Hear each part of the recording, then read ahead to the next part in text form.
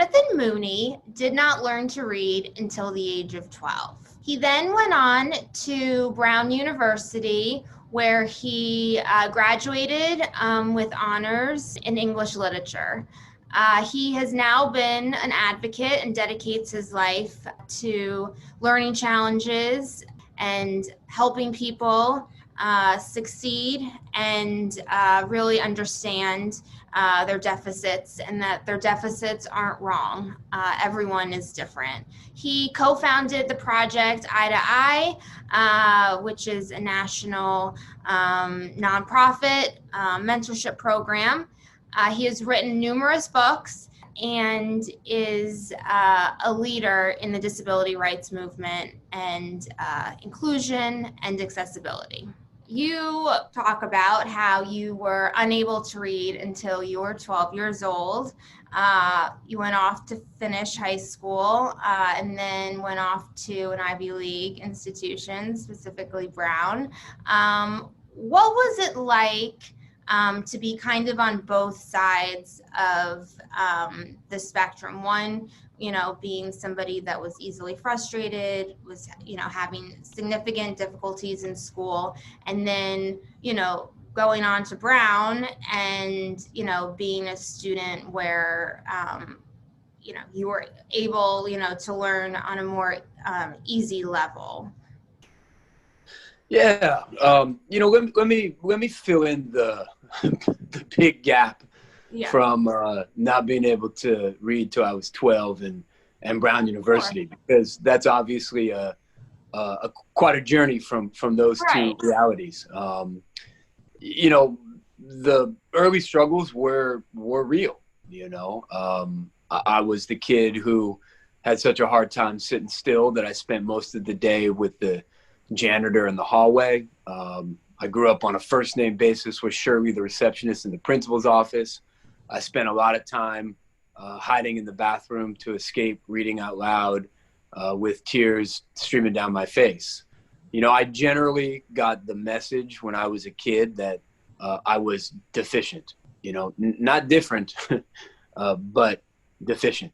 And that message led to deep struggles with my own self-concept, my self-worth, and it led me to believe that I was less valuable as a human being. And I know that message of not being different but deficient and subsequently less valuable is a message that a lot of different folks with atypical brains and bodies get systemically and daily. So my education was challenging. I was the proverbial, round peg that didn't fit the square hole. And I struggled. I struggled in elementary, middle school, and up through high school.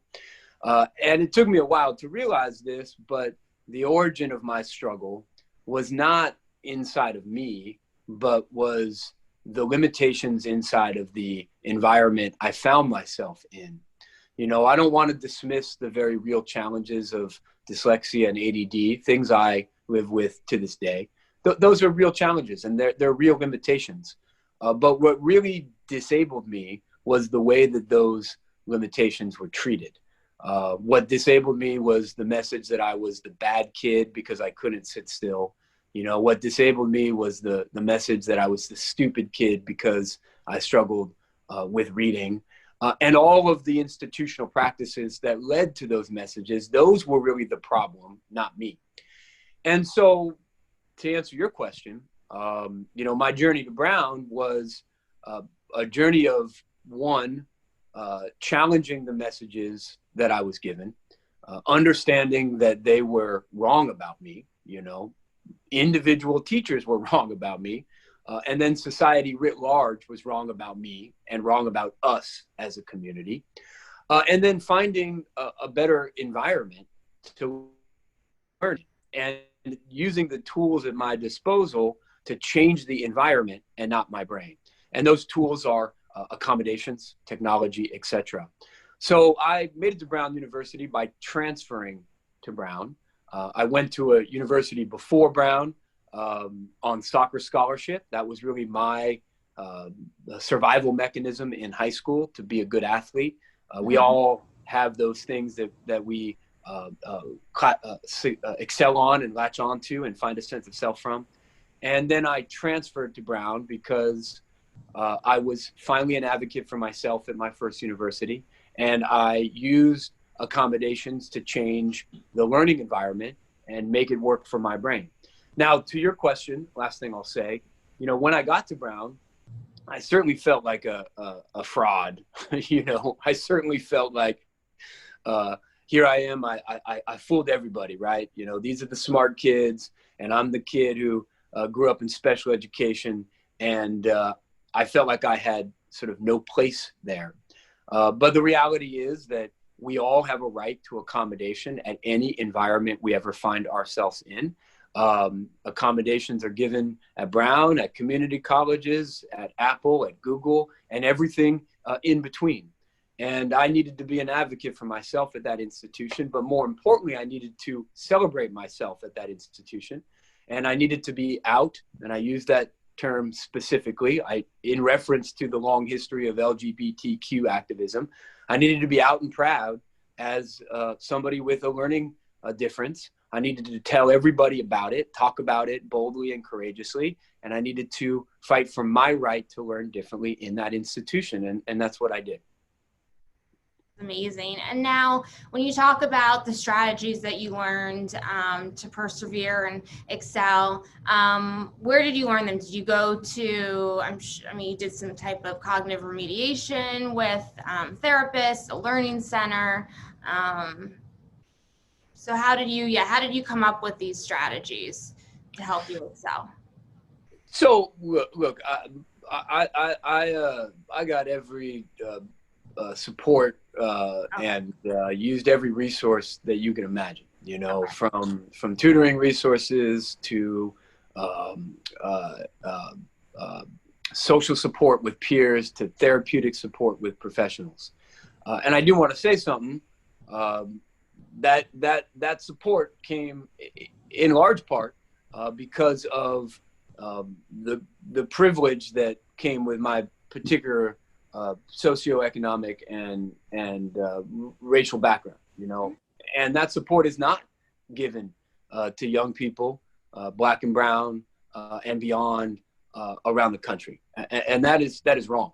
As we as a country wrestle with deeply ingrained structural and systemic racism, ableism, and classism, we need to recognize that the support given to diverse learners is not equitable, and diverse learners of means get more. Diverse learners of not get less, and that's wrong.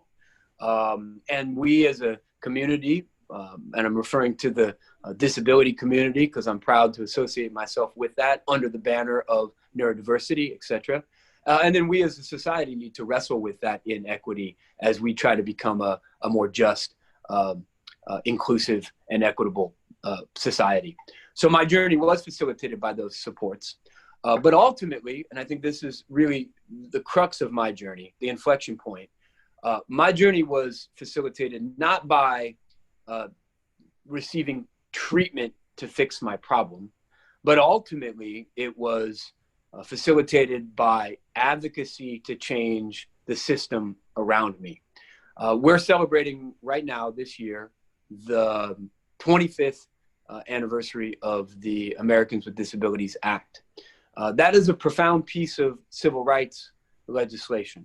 And what makes it so profound is embedded in the ADA is the core principle that it's not the person with a difference that should change, but the environment around the person.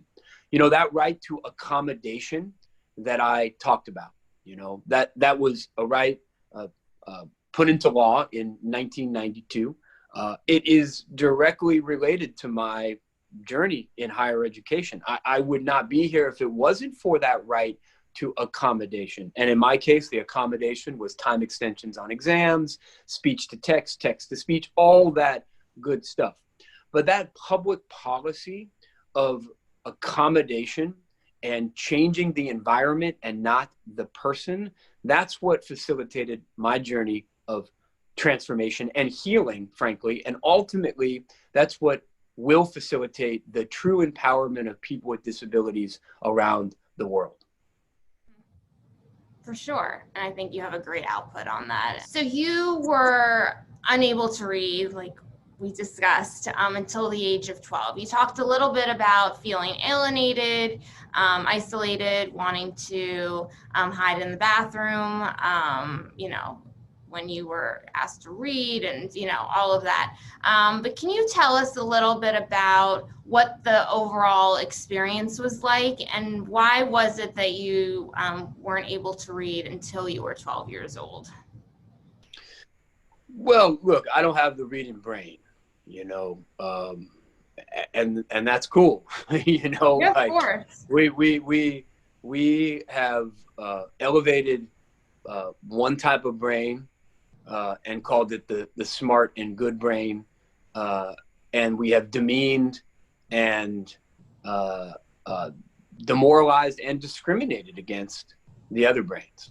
The human brain was never designed to read. There's a wonderful colleague of mine, mentor of mine, role model of mine named Marianne Wolf, who wrote a book called Proust and the Squid, or Squid and the Proust. I'm dyslexic, so I flip it all the time, right? I'm not sure which one, but it's an amazing book. And really what it's about is this idea that the human brain was never meant to read. In the arc of human history and human evolution, the reading brain is very young.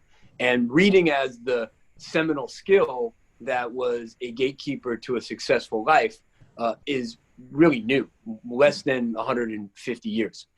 So my reading struggles came from not being stupid, not being lazy, not being a bad kid or bad parents or any of that, because that's often what people say. It came from a neurobiologically based difference that has been well documented now in multiple empirical research studies, functional MRIs, etc. Folks with reading challenges, their left hemisphere is often smaller, their right hemisphere is bigger. And the good news of that is, while there's very real limitations that come with having a smaller left hemisphere, there's also really real strengths, gifts, and talents. We know that folks with learning differences, language-based specifically, are often more creative than the general population, better problem solvers than the general population. So the origin of my struggle with reading was neurobiologically based. Now, the shame that came from the struggle with reading was institutionally based. I was put in the slow reading group. They didn't call it that, right? But everybody knew it, right? You had the blackbirds, the bluebirds, and then over in the annex trailer building, there were the sparrows. Everybody knows the smart group and the stupid group, and everybody knows what gets you in that group. And what gets you in that group is not your tactile kinesthetic intelligence, not your emotional intelligence. It's your reading ability. And so we have privileged institutionally one set of brains over others. And if you don't have that brain, you end up feeling dumb. And it's a great tragedy. It's a tragedy all around this country that young people leave school feeling dumb because we have a narrow definition of what constitutes intelligence. And intelligence is not one thing, it's many things. Some of the smartest people I've ever met, they didn't read well, but they could rebuild the car engine from scratch. So we as a community, again, you can tell I'm kind of an activist in my orientation. We need to be consistently and relentlessly broadening our definition of what constitutes the smart human being, the valuable human being. And we need to be challenging the deeply embedded cultural and institutional practices that privilege some brains over others and give too many people the message that their brain is less than, that they as a human being are deficient. And that is wrong. And that's something that we collectively need to make right. I'm with you on that. Now, we've spoken a little bit about this, but for somebody who's a typical child who doesn't have any learning or other differences or deficits, what would you like to tell them about disability and about, other people that are not like them? Look, there's a saying in the disability rights movement that I take great inspiration from and amend slightly. And the saying with my amendment is that we are all temporarily abled brains and bodies. This notion that there's a category of the disabled and a category of the able is a great cultural fiction. It's a fiction that stems directly from this idea that there are normal human beings and abnormal human beings. And the reality is, normal is a statistical fiction. Average is a statistical fiction. Those things have a cultural history, and they have been deployed within our culture to marginalize whole swaths of human beings, Black and brown, LGBTQ, and of course, people with atypical brains and bodies. And in the marginalizing of those populations, by labeling them and demeaning them as abnormal, and that's something that happened in the mid 1900s, early 20th century, intentionally robbed everybody from the ability to truly understand who they are. Because the reality is, we all go in and out of ability and disability. We are all temporarily abled and sometimes disabled, every one of us. Disability is not something that lives inside somebody's body, but it's a cultural construct that we create with our institutional practices. And the reason that that's my message to so-called neurotypical or able-bodied folks is you can join this coalition too, because the reality is the only minority group that we all will join at some point is the disability community, if we live long enough, if we age appropriately. And that means that we have a big coalition of people. And that means as we start to think about accommodations, we can build a big coalition that takes that concept of accommodation beyond accommodations for those people, but ultimately universal design of instruction, of environments, of workplaces, of products to make the world more inclusive for the reality of human difference, not just for people with disabilities, but for everybody. Right. Yeah, for sure. Now, you obviously, as an activist and doing a lot of other different things around disabilities and so forth, have also started the project Eye to Eye. So can you tell us a little bit about what Eye to Eye is? It's a mentorship program, but can you get a little bit more into the details of it? Yeah. Let me tell you a little bit about Eye to Eye National. And first I'll tell you about, its origin. Okay. So, I had a plan for suicide when I was 12 years old. And the origin of that plan for suicide, that impetus for self-harm, was all the things that we've been talking about, institutionalized ableism that consistently gave me the message that I was deficient as a human being. And what really saved me in that moment was a couple different things at different times, but one of the things was a videotape that my mom made me watch. And it was an interview that she had taped in an old school, Betamax VHS kind of way, of a interview on Dateline with a young man who was about 20, 22, 23, 24. And he went to Yale Law School. But the thing about this young man was he couldn't read a word and his mother read every one of his law books to him because he was dyslexic. Do you have any idea the hope that image gave me? Now, let's be honest, sucks to be the guy's mom, right? I got that, but mom wasn't my concern. It was hopeful for me. I saw an image of a positive future.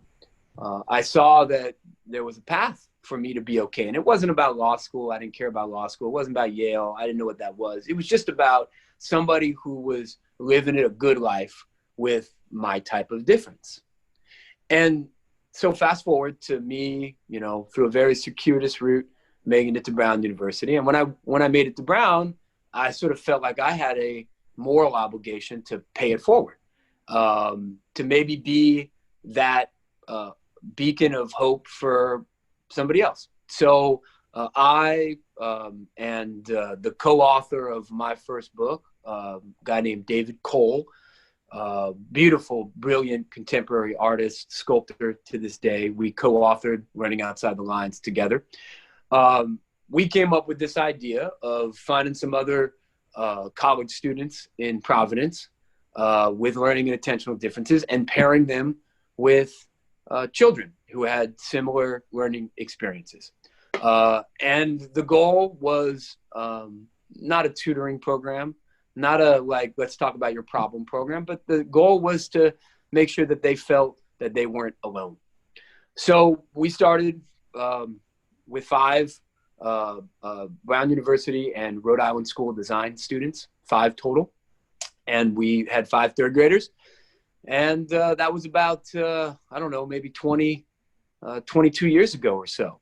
Fast forward, Eye to Eye National is run by one of those first mentors, beautiful advocate, writer, and speaker named David Flink. It has chapters all actually around. Interviewing David Flink in a few weeks, and I didn't know the exact connection, because when I've learned about Eye to Eye, it's all been about David Flink. So that's the connection. Okay, now it all comes together. But no, continue. So So Dave became the director of the national organization, and it's all around the country now. So the mission was then and still is to this day to build a community of folks with learning and attentional differences, and make sure that nobody feels alone. Nobody feels stupid, crazy, lazy, and to give young people an image of a positive future. Now, I do want to say this. We all can participate in that mission, eye to eye aside. You're participating in that mission right now, a collective mission. And anyone who is listening to this interview can participate as well. It's as simple as sharing your story, sharing it on your social media, sharing it more intentionally with a video that you post directed towards young people. Whatever is the way that you can share it, whoever you are a beacon of hope for somebody. And if we all can stop faking normal, if we can start sharing our different courageously, more young people won't feel alone. And that's real change. I'm with you on all of that. I think it's great, because I feel being isolated and being, feeling frustrated and so forth is kind of the underlying, issues, that people with differences can feel. So for Eye to Eye, what is the most common learning challenge or learning challenges that you deal with? I am thinking that it has to do with dyslexia, ADHD, other reading difficulties, but what do you see as the most common? Yeah, I mean, the mission in the origin of Eye to Eye was to empower folks with learning and attentional differences. Okay. And 22 years ago, kind of saying that was kind of a radical thing to say, because we were so, as a culture, entrenched in learning and attentional disorders. And that may sound like a distinction without a difference, but the notion of reframing these things as a continuum of human diversity is an important shift that we all can make as a culture. And that shift pertains to folks with learning and attentional differences, of course, but it also pertains to people with autism and Asperger's, people who struggle with anxiety and depression. It pertains to people who have atypical bodies, because what we know is that the notion of a normal is a fiction. It doesn't exist in the world. What exists is human difference, body and brain and beyond. And the more that we can use that language of diversity opposed to deficit and disorder, the more that we can start to articulate the intersections between our movement, our communities, because I understand the disability community is multifaceted, the more that we can find common ground together, and then the more that we can then find common ground with the social movements that are transforming our culture right now around equity, inclusion, diversity for Black and brown young people, LGBTQ young people, because we have common mission together. We really do. Folks with atypical brains and bodies, hey, they get the short end of the stick by the systems that we have in place. They have the highest incarceration rates, highest unemployment rates, highest school dropout rates out of any group in the country. And that's not a tragedy. That's a crime. The origins of that is not the limitations inside of people. The origin of that is systemic ableism that privileges some brains and bodies over others. And that's the work that I'm trying to accomplish. Eye to Eye is part of that work, of course, but the bigger vision is all of us connected together to celebrate the diversity of brains and bodies that we paradoxically know in our hearts are normal. So what advice would you give to parents and teachers that are typical, clearly, that are parenting a child who has some type of learning challenge, or teaching children with learning challenges? A couple pieces of advice, very practical. First, be an advocate for your child. I'm here today because of my mom. She's quite a character. She's not a tall woman. On a good day, she's like 5'11", on her tippy toes, 5 feet tall on her tippy toes. She's got a really high pitch. My height, I'm 5'1". There you go. You all are right there. She's got a really high pitched squeaky voice like Minnie Mouse, and she curses like a truck driver, And if you were a principal or a teacher doing wrong by her son, you did not want cursing Minnie Mouse in your face. But that's where she was, Every day she was fighting for me, She was fighting for my right to learn differently. My mom would say to anyone who would listen, she would say, if my son doesn't learn the way he's taught, well, guess what? Teach the way he learns. She was an advocate for that core belief that it's the environment that's the problem and not the kid. So be that advocate, and I know it's hard to do, right? You got all sorts of professionals with fancy letters behind their name telling you that your child is the problem. Your child's not the problem. They have a right to be and to learn differently and fight for that right. Now, the other piece of advice flows logically from that. And this is more to folks who live this every day. Be an advocate for yourself. I don't read well. I don't spell well. I don't sit still well. I've explored the feasibility of stapling my car keys to my forehead, but you know what I do well? What I do well is I advocate for myself well. That's the most important skill that you can cultivate in yourself, in your students, in your children, that ability to be an advocate for one's self.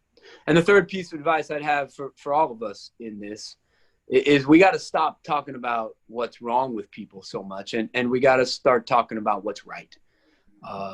Every single human being's got something right with them.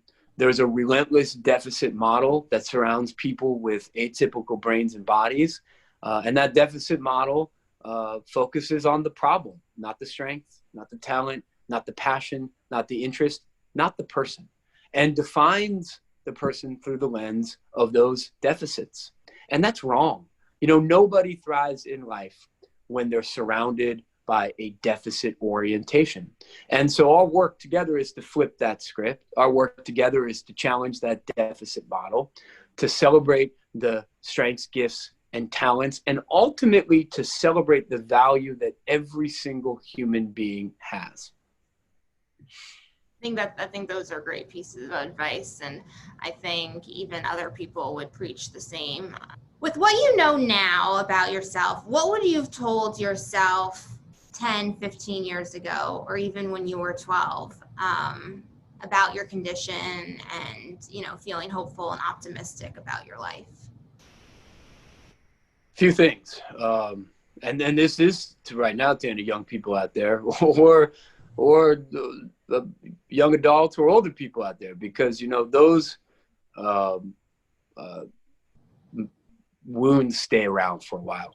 And so healing from that means, one, school's not life. Like we give young people this message that these skills, these traits, that school values are what leads to a good life. And you know what? Nothing could be further than the truth. There are more Fortune 500 companies run by C students than there are valedictorians. The skills necessary to be successful in life from a pragmatic perspective are often very different than the ones cultivated in school. But more importantly than sort of life success, the skills necessary to be happy, to be fulfilled, don't have much to do with algebra, social studies, and all the things that we spend 8 hours a day doing in school.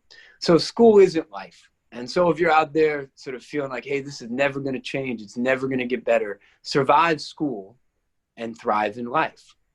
That's real. That's what I did. That's what so many people like us do.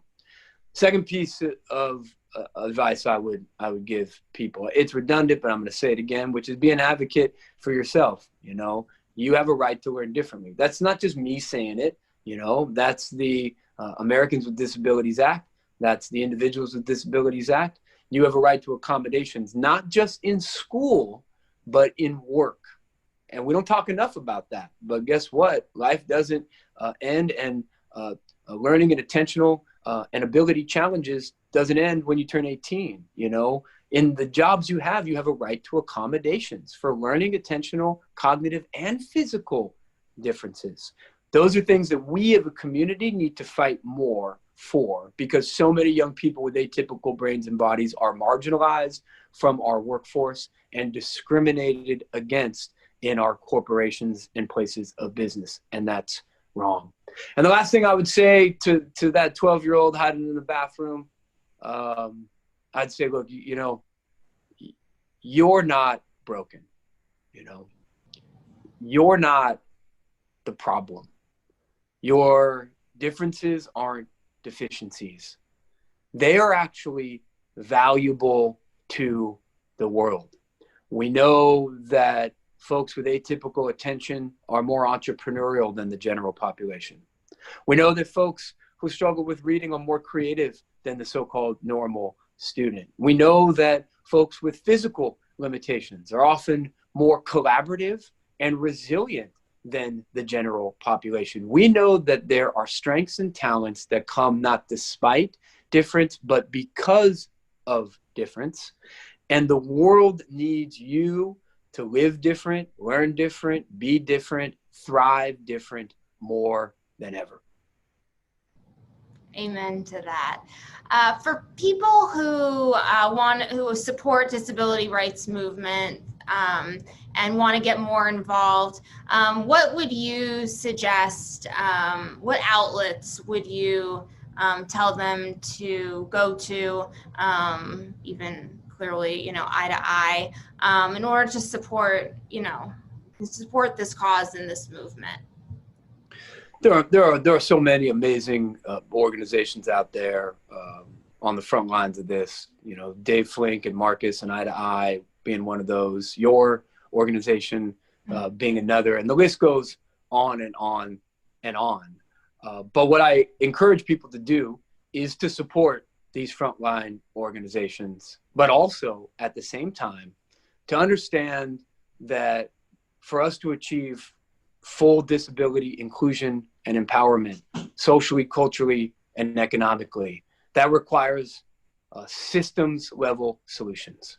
So we need to vote on this issue.